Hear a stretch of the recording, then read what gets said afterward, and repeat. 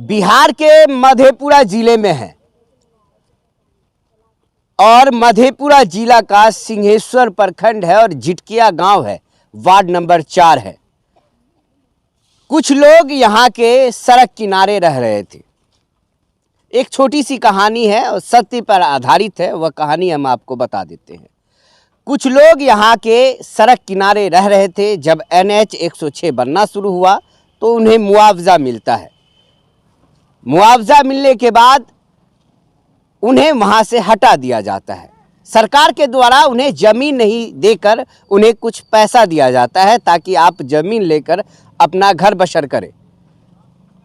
उन्हें जब उस मुआवजे की राशि मिलती है तो वह अपना ज़मीन ढूंढने के लिए, तलाश ज़मीन करने के लिए वह लोगों को पकड़ते हैं, लोगों से मिलते हैं और कहते हैं कि हमें ज़मीन खरीदना है। और जो भी बचत पैसा होता है कर्ज लेकर, दूसरों से मांग कर, अपना जमा किया हुआ जितना भी राशि होता है सभी लगाकर वह पाई पाई जोड़कर ज़मीन का एक टुकड़ा खरीदते हैं। और जो टुकड़ा खरीदते हैं 2-3 साल के बाद, 4 साल के बाद उन्हें पता चलता है कि जो ज़मीन उन्होंने खरीदी है, सरकार के द्वारा जो राशि दी गई थी, अपना जमा पूंजी लगाकर जो पैसे इकट्ठा किया गया था, सभी मिलाकर, कुल मिलाकर जो ज़मीन खरीदा जाता है वह ज़मीन सरकारी ज़मीन है। और इस ज़मीन को अनुसूचित जाति, अनुसूचित जनजाति कल्याण विभाग द्वारा 10+2 स्कूल के लिए अधिकृत कर लिया गया है। यानी बराबर फिर नोटिस का आना शुरू हो जाता है, लगातार नोटिस आता है। नोटिस आने के बाद खलबली मच जाती है। जिंदगी भर की कमाई और सरकार के द्वारा जो सहायता राशि मिली थी वह इकट्ठा होने के बाद यह जो सामने आप फूस का झोपड़ी देख रहे हैं, यह तस्वीर देख रहे हैं, यह यहीं खड़े करते हैं ये लोग। और अब इन पे खतरा मंडरा रहा है। अब इनके पास न ज़मीन है, न पैसे हैं, न रहने के लिए कोई जगह है। शीतलहर है, काफ़ी ठंड पड़ रही है, लेकिन लगातार प्रेशर बना हुआ है कि इस जगह को आप जल्द से जल्द खाली कराएं। JCB मशीन का आप दृश्य देख रहे होंगे, या उस समय का सीन है, कल का सीन है। कल 10 जनवरी का तस्वीर आपको हम दिखा रहे हैं। इस तस्वीर में आप देख लीजिए कि प्रशासन दल बल के साथ आई हुई है, JCB लगी हुई है।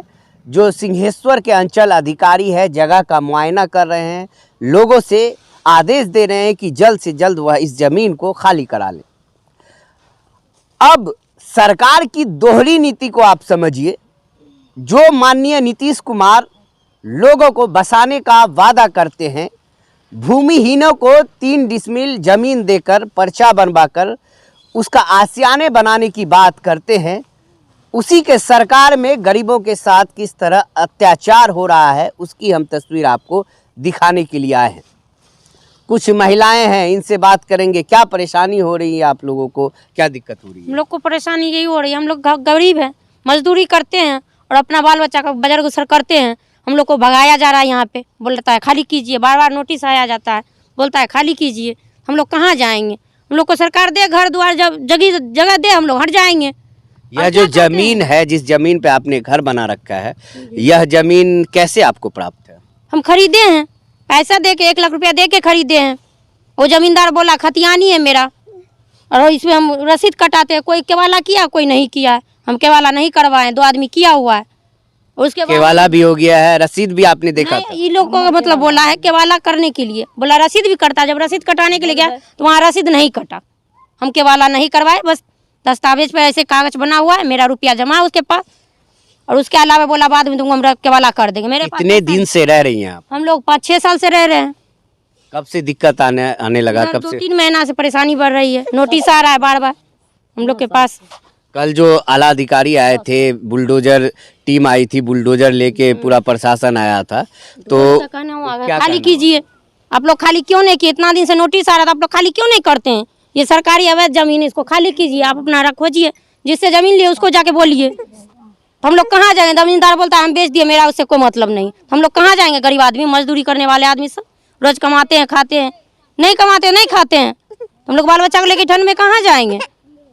आप लोग का क्या कहना है, सरकार से क्या मांगे? हम लोग का यही कहना है, हम लोग को जगह दीजिए, जो सरकार का मुआवजा आता है घर बनाने के लिए भूमिहीन को देने का वो दीजिए, हट जाएंगे और क्या करेंगे? इससे आगे हम लोग गरीब है क्या कर सकते हैं? उन लोग से तो लड़ाई नहीं करेंगे हम लोग को, खाली यही खाली कराने, अब जो 3 दिन का आप लोगों को मोहलत दिया गया है, जब वो खाली कराने आएंगे तो क्या कहेंगे उन्हें? उन्हें क्या कहेंगे? हम लोग को जगह दीजिए, घर दीजिए, हट जाएंगे और क्या कहेंगे? उससे आगे उससे तो लाठी नहीं चला सकते हैं ना।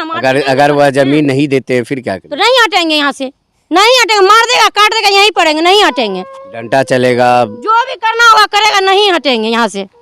बाल बच्चा को लेकर कहाँ जाएंगे ठंड में? आपका क्या नाम हुआ? तबस्सुम खातून।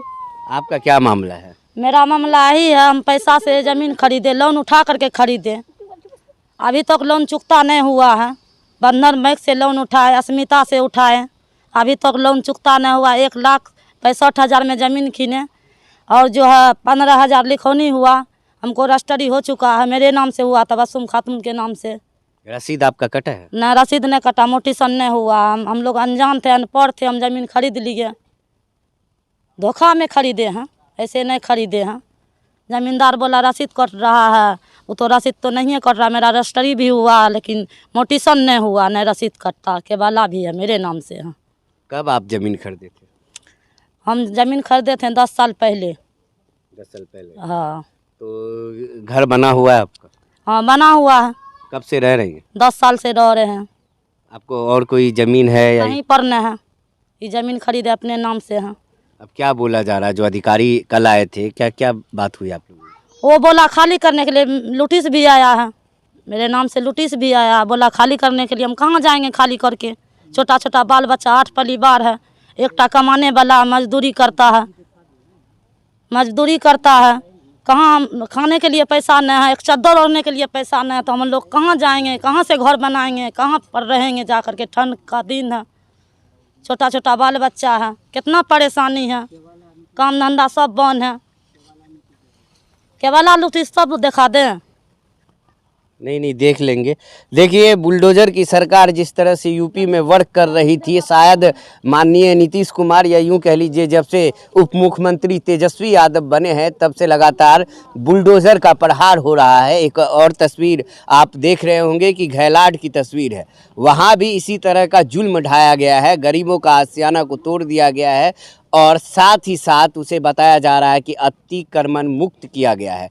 तो जब से यह आरजेडी और जदयू की सरकार बनी है, क्या टारगेट अल्पसंख्यक को किया जा रहा है? क्या मुसलमानों को टारगेट किया जा रहा है? यह भी एक सवाल कहीं ना कहीं खड़ा हो रहा है। जिस तरह से आप देखिए कि मुसलमानों की जो स्थिति है वह लगातार गिरती चली जाती है। अगर ग्राफ देखा जाए तो इनकम सोर्स काफ़ी कम हो रहा है, लेकिन बेचारे को कहीं ज़मीन नहीं मिलती है। ज़मीन जहाँ रहते हैं, एक बार कमा कर एक घर बनाया, घर बनाने के बाद सड़क पे उसकी ज़मीन चली गई, सड़क वाले ने कहा कि हमारी ज़मीन है, वहाँ उसे हटा दिया गया। कुछ मुआवजा मिला, मुआवजा जब वो राशि के बाद यहाँ पर इन्होंने ज़मीन खरीदा है तो देखिए किसी तरह से इन्होंने रहने के लिए एक झोपड़ी नुमा घर बनाया है। दर्जनों घर इस प्रकार आप देख रहे होंगे, दर्जनों घर हैं यहाँ पर और कई लोगों ने खरीद कर अपना ज़मीन भी रख रखा है कि आगे उन्हें फ्यूचर में कहीं ना कहीं काम आएगा।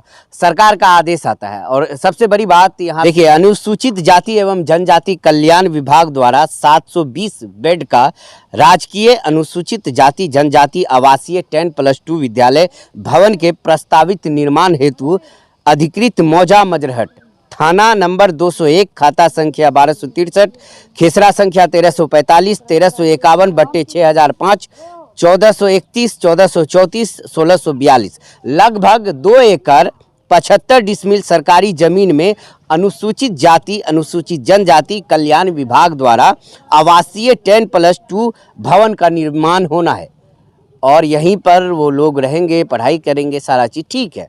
आप किसी एक जाति के लिए, विशेष जाति के लिए आप +2 स्कूल बनाने जा रहे हैं, अच्छी बात है, लेकिन इस आबादी के बारे में आप सोच सकते हैं कि यहाँ पर ज़्यादातर अल्पसंख्यक रहते हैं।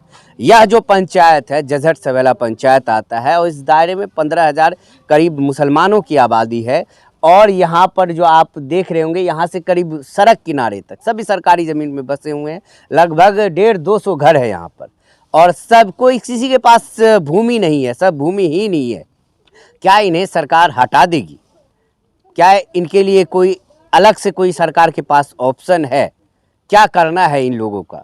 इस शीतलहरी में, इस कड़ाके की ठंड में सरकारी आदेश, सरकारी बुलडोज़र, बाबा का बुलडोज़र काफ़ी प्रचलित हो गया यूपी में, तो तेजस्वी यादव शायद सोच रहे हैं कि बाबा का बुलडोज़र न करके अब तेजस्वी यादव का बुलडोज़र लोग दर्जे नाम दे और वो बुलडोज़र मुसलमानों पे कहर बरपाए, तो शायद यह भी उनकी एक अलग राजनीति होगी। वह भी कहीं न कहीं किसी को खुश करने की राजनीति में एक बड़ा कदम होगा उनका।